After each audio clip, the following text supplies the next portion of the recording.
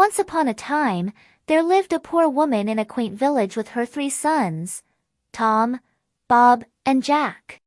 Tom was the youngest, Bob came next, and Jack was the oldest. They lived happily together, but their poverty made life challenging, so the sons decided to seek work. Tom found employment with a kind craftsman in the next town, who specialized in making tables and other wooden items. Tom worked diligently for a whole year, and at the end of his service, the kind man gave him a peculiar table. Though it appeared old and worn, it was magical.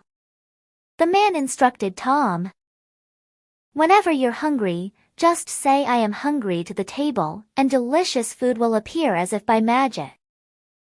Grateful for the gift, Tom thanked the man and set off to explore the world. He traveled from city to city, never worried about food. Tom always had the magic table with him. Months passed, and Tom decided to visit his mother. On the last night of his journey home, he stopped at an old house owned by an old man.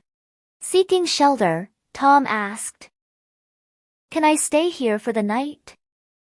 The old man agreed but said he couldn't provide any food. Confidently, Tom replied, "Don't worry, I have my food." He then set down his table and said, "I am hungry." And magically, a feast appeared. The old man, envious and greedy, thought to himself, "I want that table. I could sell the food it produces and never go hungry again." That night, while Tom slept, the old man swapped the magic table with an ordinary one he had made. Unaware of the switch, Tom continued his journey home the next morning.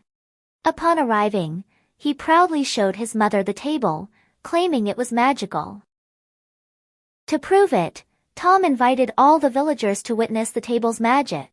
But when Tom said, "I am hungry," nothing happened. Everyone laughed, leaving Tom embarrassed and furious. Realizing he had been tricked, Tom wrote a letter to his brother Jack, explaining what had happened. Meanwhile, Bob, the second brother, was working in another village with a generous man who gave him a unique donkey after a year of hard work. The man explained, "This is no ordinary donkey.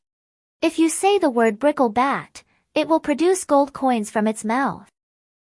Bob, delighted, traveled extensively, enjoying his newfound wealth. Like Tom, Bob decided to visit his mother.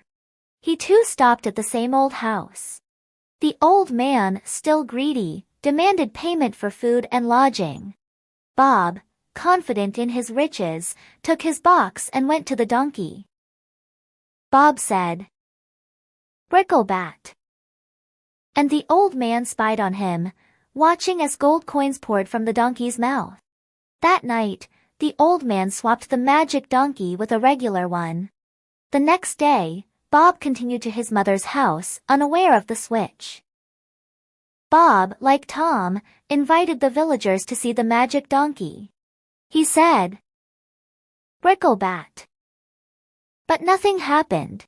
The crowd laughed, and Bob realized he had been deceived. He too wrote to Jack, detailing the loss of the magic donkey. Jack, the eldest brother, worked for a year with a woodcutter. As a reward, the woodcutter gave him a box containing a simple stick, which he claimed was magical. "If anyone wrongs you, say 'stick out of the box,' and the stick will jump out and strike them." The woodcutter explained. On his way home, Jack stopped at the old man's house. Over dinner, he spoke of the magic table and donkey, adding that he had something even more powerful. Curious and greedy, the old man waited until Jack was asleep, then tried to steal the box.